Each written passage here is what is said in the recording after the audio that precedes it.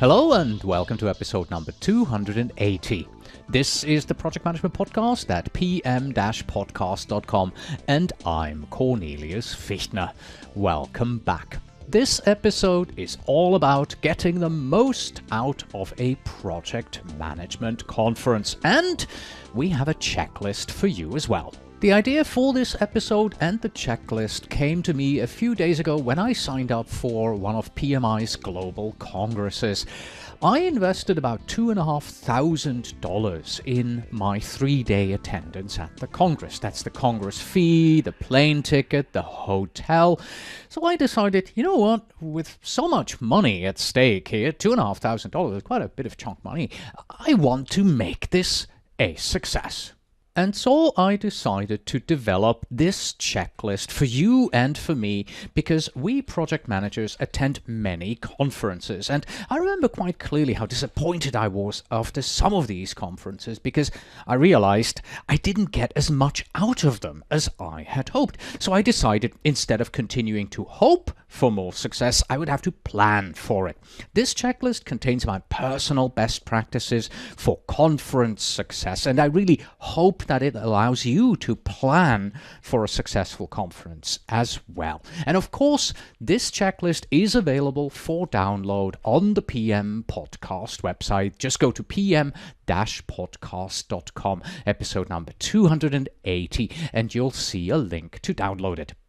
For the rest of this episode, we are now going to go through this checklist together. It has 3 sections: before the conference, during the conference, and after the conference. Or, because we're all project managers here, it's nothing but the plan, do, check, act cycle. And of course, the first section of the checklist, before the conference, that corresponds to the planning portion of the plan, do, check, act cycle. And frankly, if you want to stop right now and just download the checklist and work on it offline, I am not going to be angry at all because the checklist is quite self-explanatory. But continuing to view this video, to listen to this episode here, will probably help you because I'm going to give you a lot of background information and insights and ideas. All right then, let's get started with planning our conference attendance. It will come as no surprise to you that the first thing we're going to have to do is we are going to have to define goals. Why are we planning on attending this conference? So describe what you hope to gain or learn at the conference, and do stay realistic and plan to be able to achieve only 1 or 2 goals maximum. If you set yourself 7, 8, 9, 10 goals, then suddenly everything becomes important, and when everything is important, nothing is really important anymore.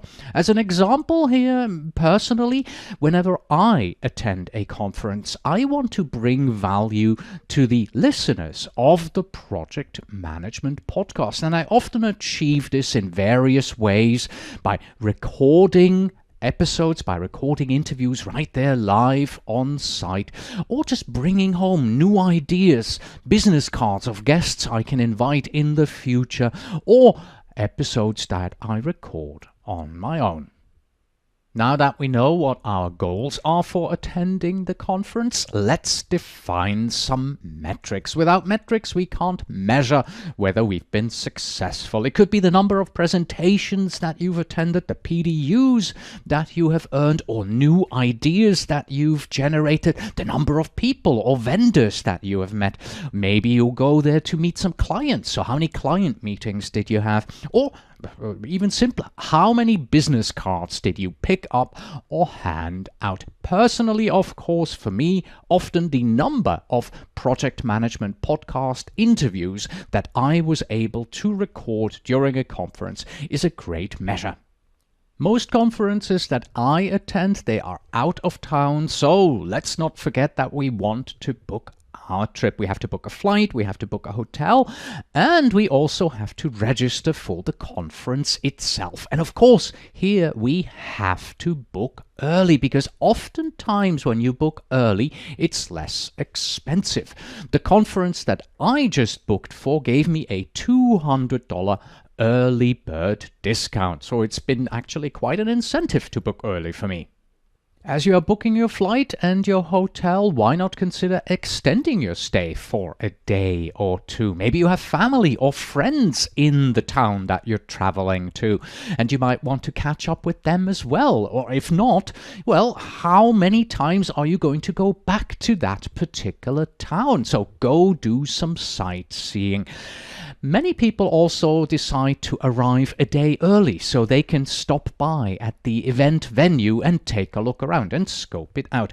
I, for myself, for the PMI Global Congress, actually I'm not doing this because it happens to be in Phoenix. I've seen Phoenix before. I've done a lot of sightseeing there. So I'm just going to return home in the evening when the Global Congress ends. As part of planning for a successful conference attendance, let's also plan for an open mind. Remind yourself to be open to learning new ways of doing things. Set your sights on finding ways to improve yourself and your organization and your projects, and be willing to listen to ideas and go to presentations that challenge the status quo of how things are done today.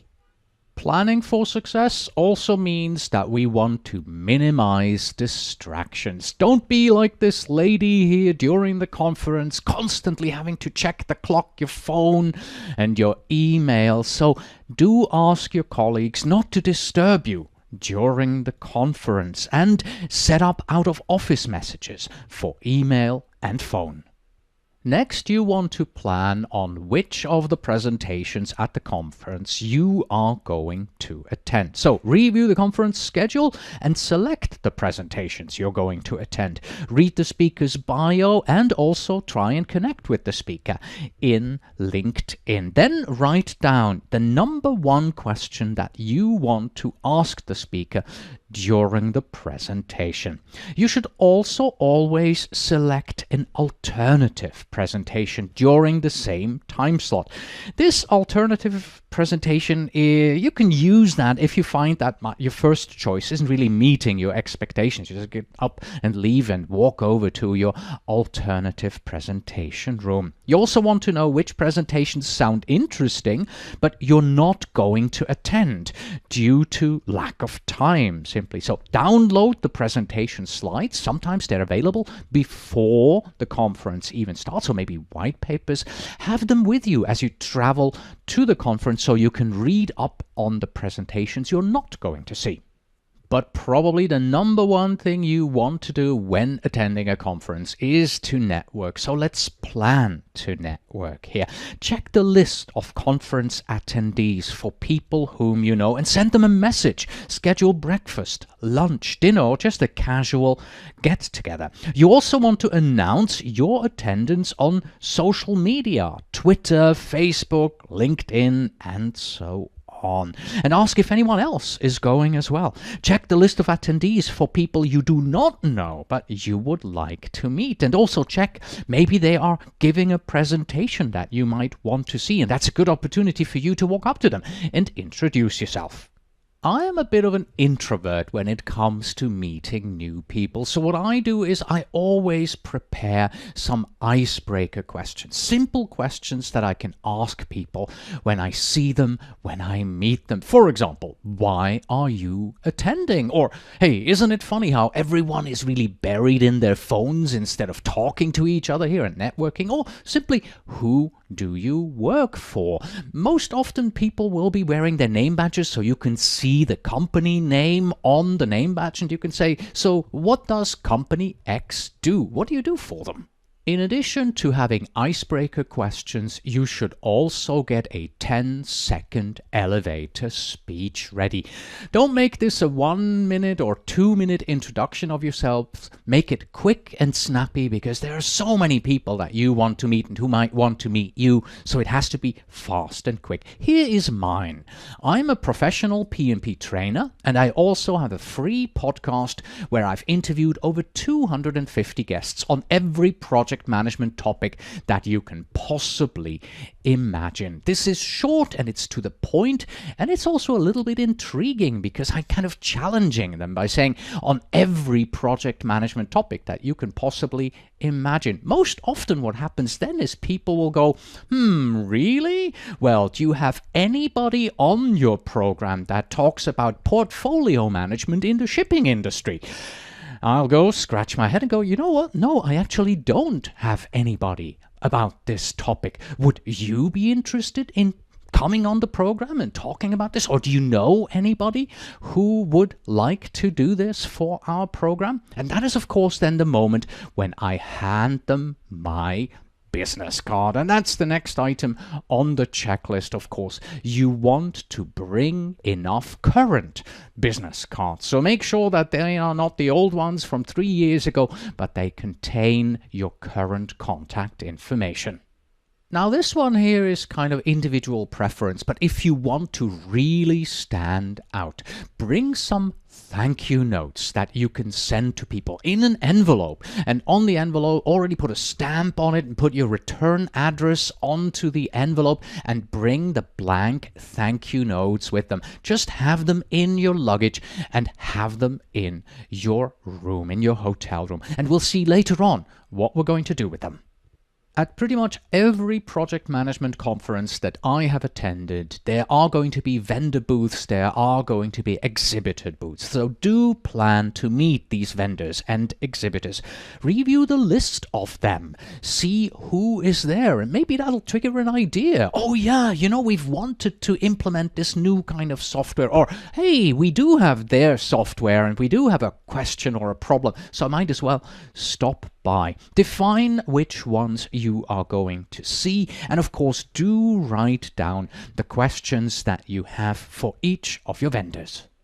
Are you PMP certified? Yes, then maybe you are attending the conference because you want to earn PDUs, professional development units. So make sure that you know which of the presentations that you are attending will earn you PDUs and how the submission process of these PDUs to PMI is going to be handled. There are really only two options. You either have to submit these PDUs yourself, or the organizer is going to do it for you. Which is it? Well, you're going to have to figure that out.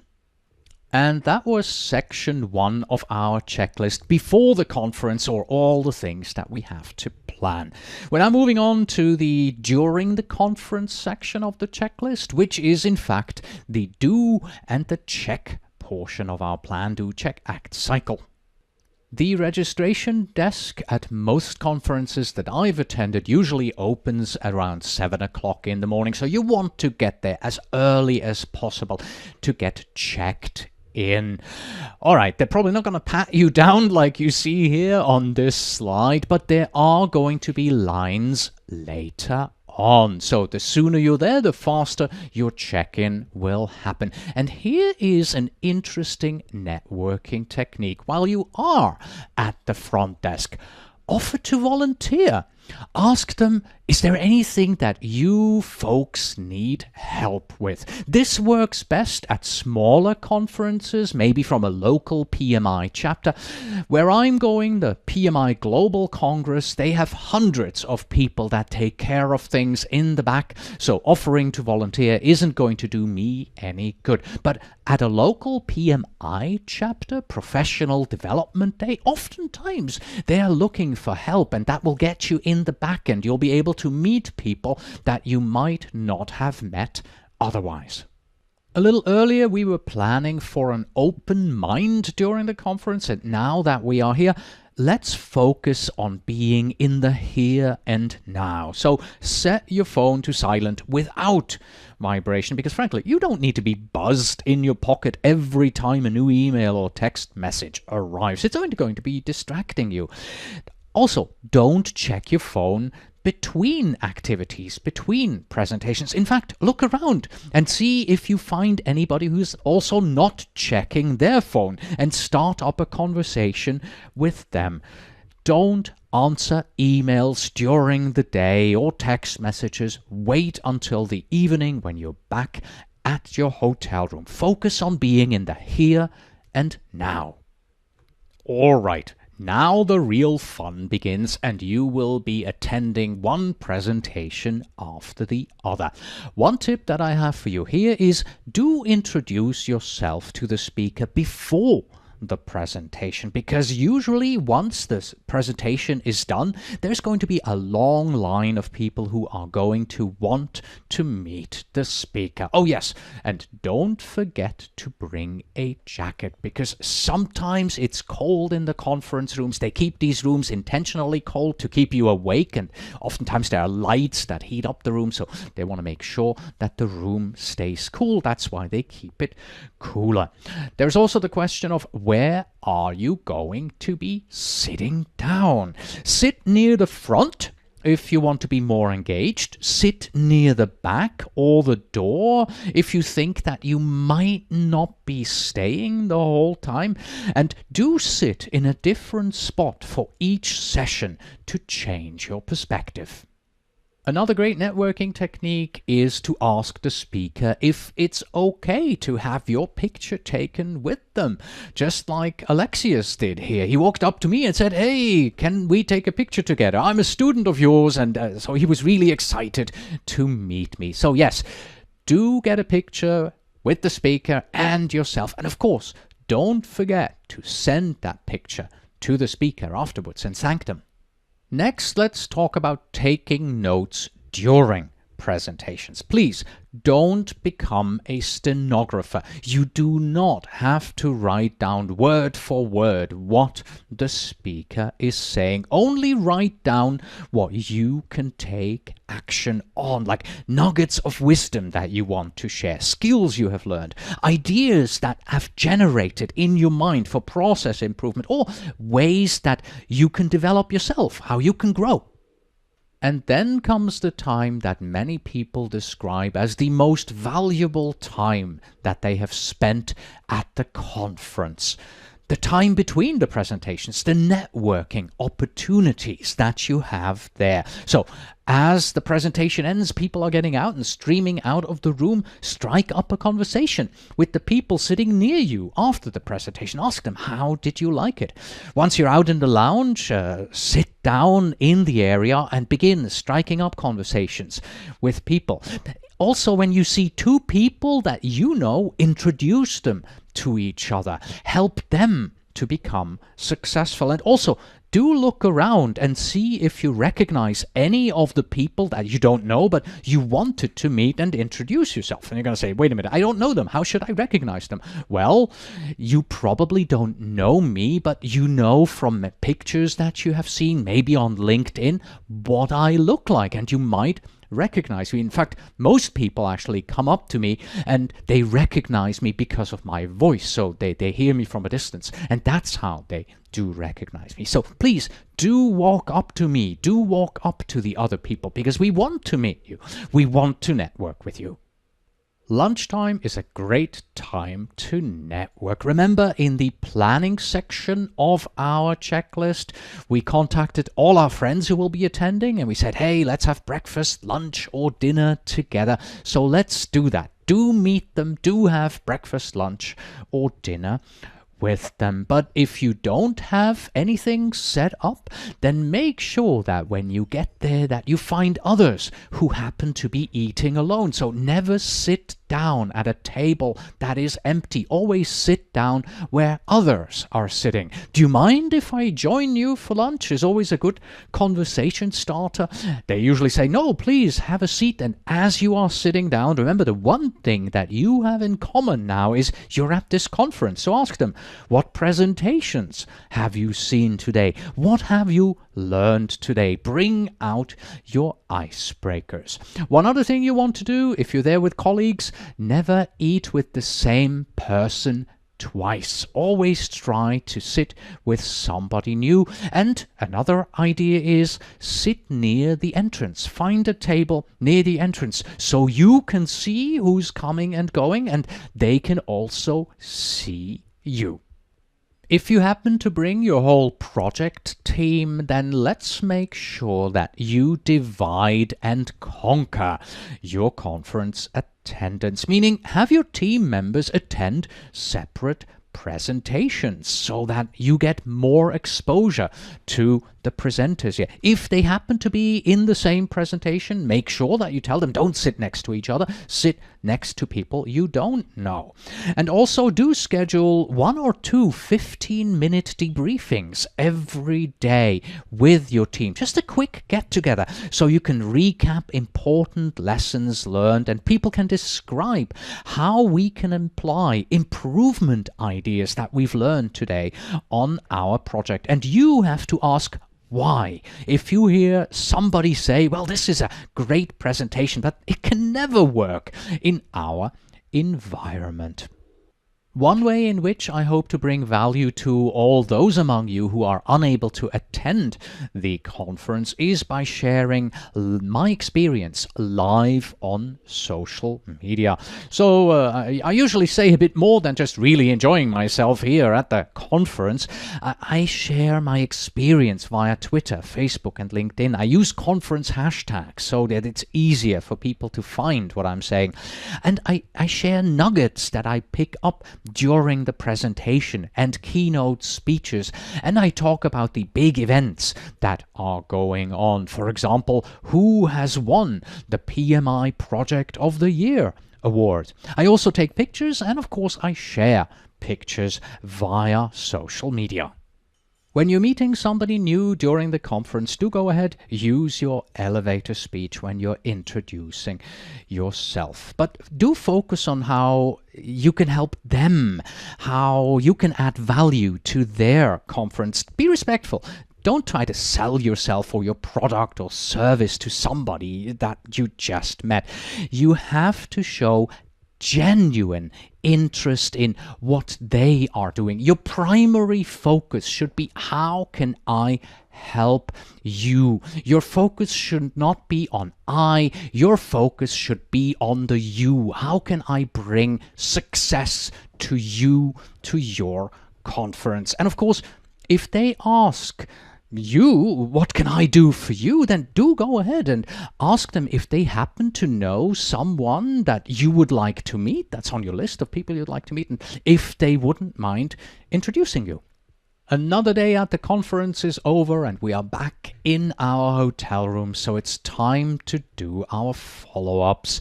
Take out all the business cards from today and begin connecting to your new friends on LinkedIn. And if you can't find them on LinkedIn, well, do send them a message somehow. Say, it has been nice meeting you today here at the conference. And this is also the moment when you can take out the physical thank you cards that you brought along. When it is appropriate, write a physical thank you card, handwritten note, and do mail them to the people that you have just met. Oh, and by the way, if this is the last evening before you have to check out, go back to the conference website and check if maybe additional presentations of those that you have not attended are now available for you to download so that you have them and you can then review them on the way back. All right, we've planned the conference, we have attended the conference, we did and checked everything off our list that we wanted to do. It is now time to act. We are moving into the after the conference section of our checklist. Your return trip back home begins as you are checking out of the hotel. If you haven't yet done so, drop off all the physical thank you notes that you have written at the front desk. They'll be happy to mail them for you. And then you probably have to take a ride to the airport. Why not share that ride with someone whom you've met, but you haven't really had a chance to talk in depth yet? Set that up beforehand. Then on your flight back home, review the papers and slide decks of the presentations that you haven't yet seen. You know, the ones that you were unable to attend. Also go through your notes again and organize your thoughts and capture new ideas that come up as you are doing this review.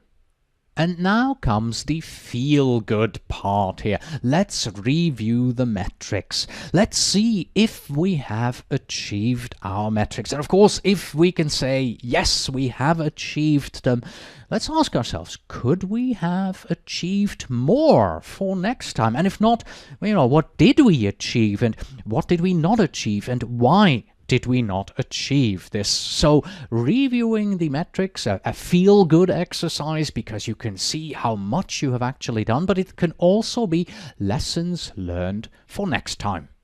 We attended the conference to network, so let's make sure that we nurture our relationships, both the old ones that we've had before and the new ones that we have built during the conference. So if you haven't yet done so, send everyone a quick note just via email, LinkedIn, or a physical thank you note, and say thank you for having met them. It was nice seeing you, but also do fulfill your promises. Follow up on all the promises that you have made. If you've taken pictures of people, well, send the picture to them. Send them the link that you promised, the article or document that you promised, and do call everybody whom you promised that you would call them after you get back to the office. And then it is time to take action. It's time to convert your ideas into reality. So review all your ideas and begin to implement them. Immediately handle and act on any ideas that only take a few minutes for you personally to complete. Anything that takes longer, go ahead and schedule those ideas in your calendar to act on later on. And if an idea was for somebody else, then do go ahead and talk to them about this idea and assign this idea to them so they can take action on it.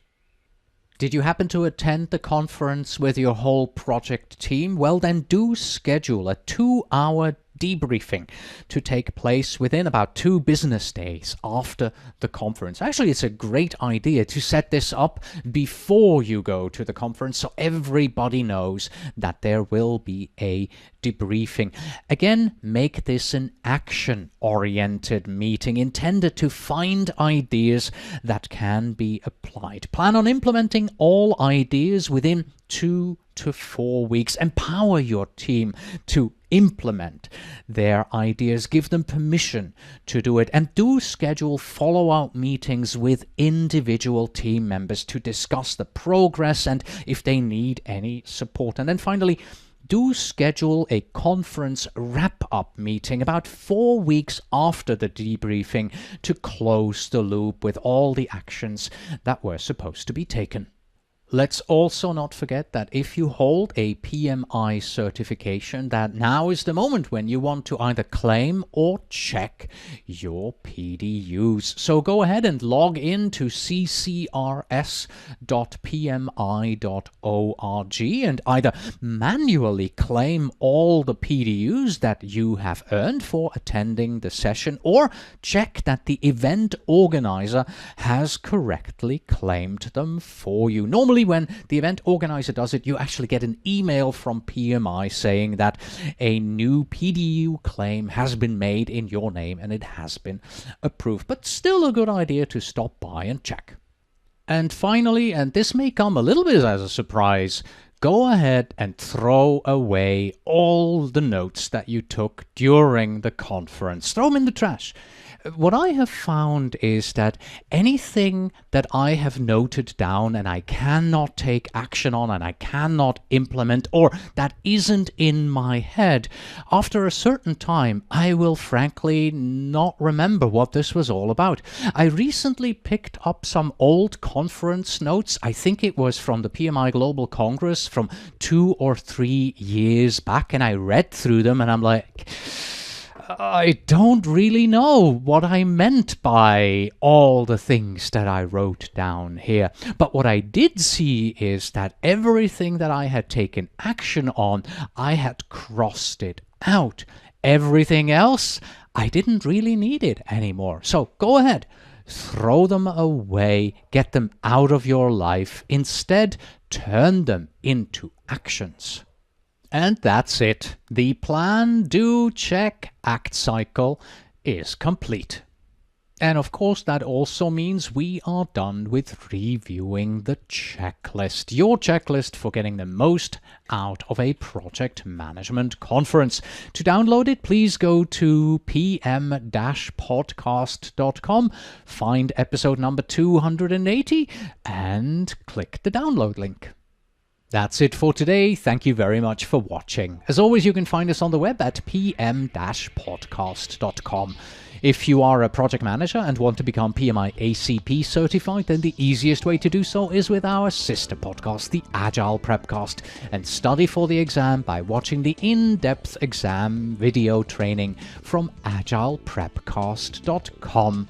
Please send your emails to info@pm-podcast.com, and when you write, please do tell me where in the world you are writing from. And finally, we have this. Only a few people actually solve problems on a project. The rest usually creates more problems than they think they solve. Until next time.